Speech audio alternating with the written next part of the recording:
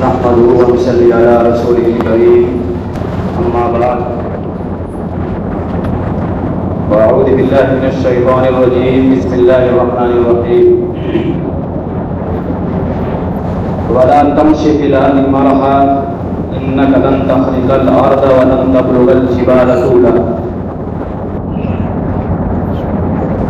وقال النبي صلى الله عليه وسلم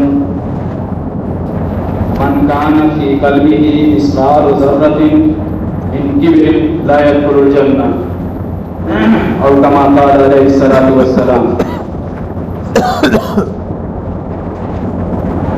محترم بزرگوں اور دینی بھائیوں اور عزیز دوستوں، جو آیت اور حدیث پڑھی گئی ہے اس میں اللہ تبارک و تعالی نے ہمیں اور آپ کو کبر اور غرور جیسی مہلک بیماری سے پرہیز کرنے کا، رکنے کا حکم دیا ہے. اللہ تبارک و تعالیٰ کو جو چیز پسند ہے وہ تواضع اور عاجزی پسند ہے. آیت کے اندر ارشاد فرمایا کہ وَلَا تَمْشِ فِي الْأَرْضِ مَرَحًا، کہ تم زمین میں اکڑ کر کے مت چلو. إِنَّكَ لَن تَخْرِقَ الْأَرْضَ وَلَن تَبْلُغَ الْجِبَالَ طُولًا، تم سینہ تان کر کے اس لیے چل رہے ہو کہ تم بڑے ہو جاؤ تو تمہارے قد و قامت سے کہیں زیادہ پہاڑ بلند ہے، تم پہاڑ کی بلندی کو نہیں پہنچ سکتے اور اسی طریقے سے تم زمین کو پھاڑ نہیں سکتے. حضرت لقمان حکیم کی نصیحتوں میں سے ایک نصیحت اپنے بیٹے کو جو انہوں نے کیا تھا، اللہ تبارک و تعالیٰ نے اس کو نقل کیا ہے وَلَا تُسَعِّرْ خَدَّكَ لِلنَّاسِ وَلَا تَمْشِ فِي الْأَرْضِ مَرَحًا إِنَّ اللَّهَ لَا يُحِبُّ كُلَّ مُخْتَالٍ فَخُورٍ، کہ اے میرے پیارے بیٹے، تم اپنے رخسار کو لوگوں کے لیے نہ بھلاؤ. متکبر آدمی جب بات کرتا ہے تو اس کے باتوں کا انداز الگ ہوتا ہے، لہجہ بدل جاتا ہے، شکل و صورت کو بنا بگاڑ لیتا ہے. تو بیان فرمایا کہ اپنے چہرے کو، اپنے گال کو نہ بھلاؤ، نہ روح پیدا نہ کرو. وَلَا تُسَعِّرْ خَدَّكَ لِلنَّاسِ وَلَا تَمْشِ فِي الْأَرْضِ مَرَحًا، اور زمین میں اکڑ کر کے مت چلو، یعنی اترا کر کے نہ چلو، غرور اور گھمنڈ کے ساتھ نہ چلو. ان اللہ لا يحب المستكبرین، اللہ تبارک و تعالی تکبر اور غرور کرنے والے کو پسند نہیں کرتا ہے. کبر و غرور، بڑائی، یہ اللہ تبارک و تعالی کو زیب دیتی ہے. اللہ تبارک و تعالی کے بارے میں آپ صلی اللہ علیہ وسلم نے ارشاد فرمایا کہ الکبریاء ردائی، کہ بڑائی تو میری چادر ہے، والعظمت ازاری، اور عظمت میری ازار ہے.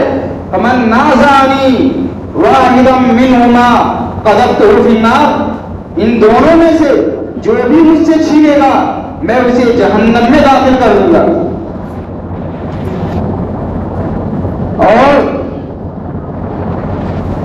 حدیث کے اندر اللہ کے رسول صلی اللہ علیہ وسلم نے ارشاد فرمایا کہ جس شخص کے دل کے اندر رائی کے دانہ کے برابر بھی کبر ہوگا وہ جنت میں داخل نہیں ہوگا. صحابہ نے پوچھا اللہ کے رسول صلی اللہ علیہ وسلم کیا وہ اچھے لباس پہنے اور اچھی جوتیاں پہنے تو یہ بھی کبر ہے؟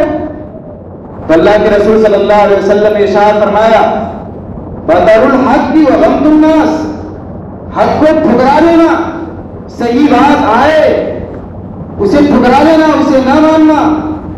شریعت کی کوئی بات آئے اور اس کو نہ مانے، اپنی ضد پر اڑا رہے، یہ حق بات کو ٹھکرا دینا ہے. وغمط الناس، اور لوگوں کو حقیر سمجھنا.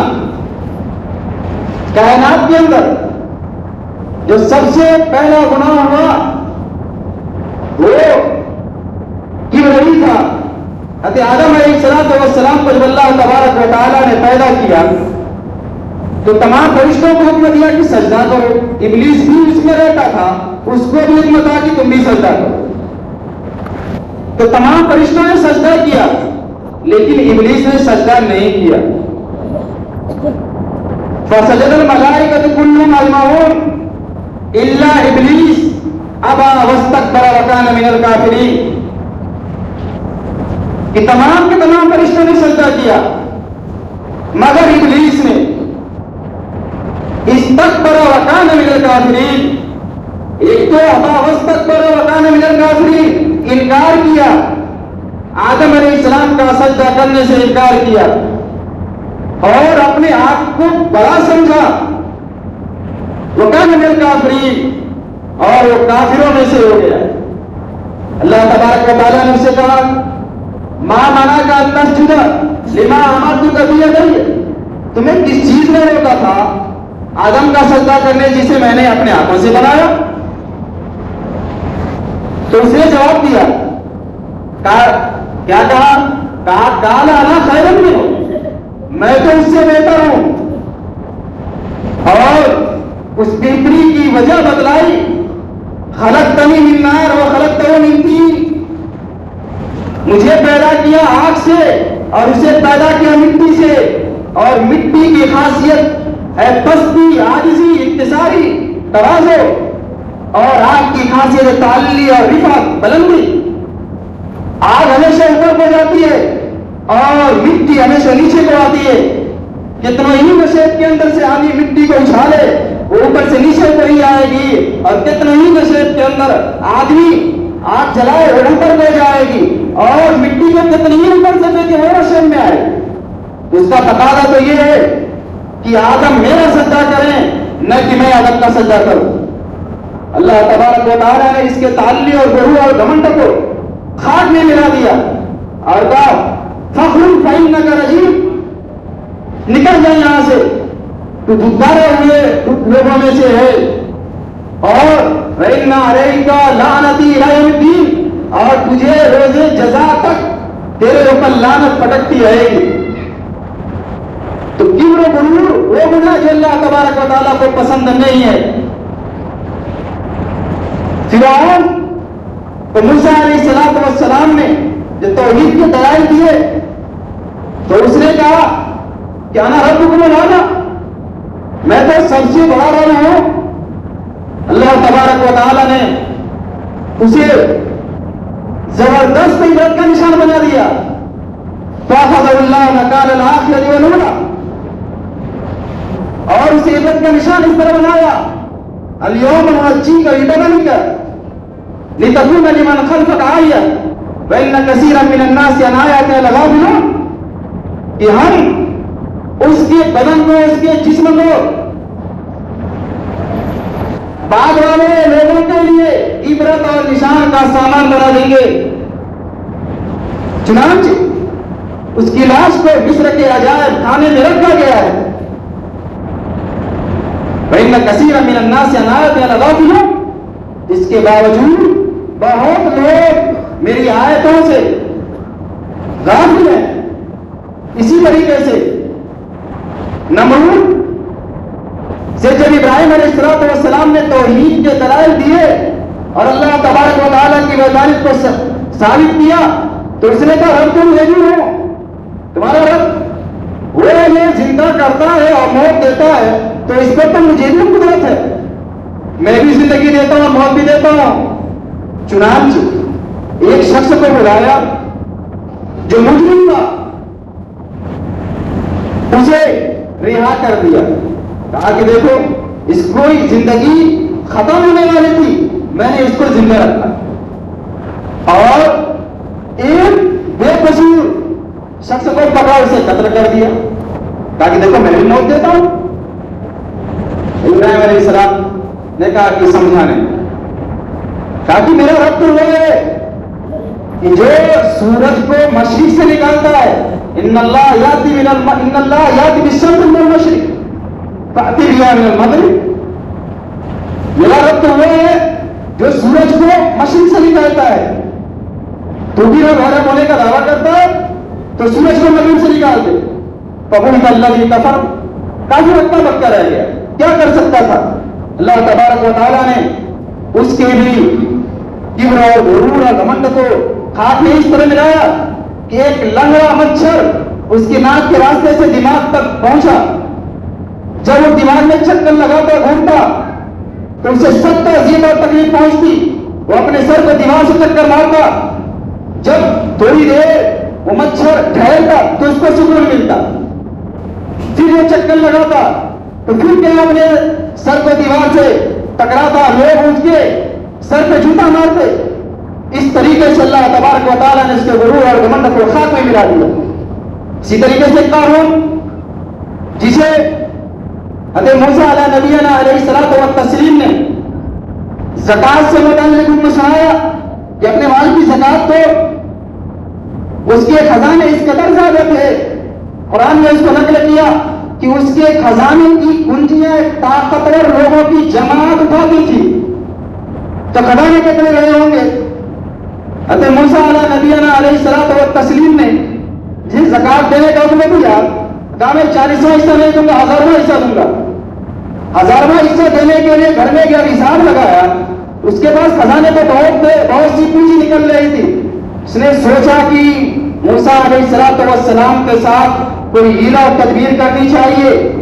چنانچہ ایک عورت کو 1000 دراہم و دینار، روپیے پیسے اور سارے سامان دے کر کے تیار کیا کہ جب موسیٰ علیہ الصلوۃ والسلام لوگوں میں کھڑے ہوں، لوگوں میں واس کہیں تو تم اس وقت کھڑے ہو کر کے ان پہ الزام لگا. تو اس نے موسیٰ علیہ السلام کھڑے ہوئے شریعت کے احکام کو بتلایا، چوری کی سزا کو بتلائی کہ اگر کوئی چوری کرے تو اس کا ہاتھ کاٹا جائے گا، کوئی زنا کرے اگر وہ غیر شادی شدہ ہے تو 80 کوڑے لگائے جائیں گے، اور اگر شادی شدہ ہے تو رجم کیا جائے. قارون کھڑا ہوا، کہا کہ اگر یہ جرم آپ پر ثابت ہو جائے زنا کا تو کیا یہ سزا آپ کو ہی ملے گی؟ موسیٰ علیہ السلام نے کہا کہ سزا تو ہر ایک کو ملے گی. چنانچہ کہا کہ آپ نے بھی زنا کیا، اور گواہ نے اس عورت کو لے کر کے آیا. عورت کھڑی ہوئی. موسیٰ علیہ السلام نے کہا اس رات کی قسم جس نے بنی اسرائیل کو دریا نیل سے پار کیا اور نجات عطا کیا، اس رب کی قسم جس نے فرعون کو دریا کے اندر غرق کیا، کیا میں نے تیرے ساتھ زنا کیا ہے؟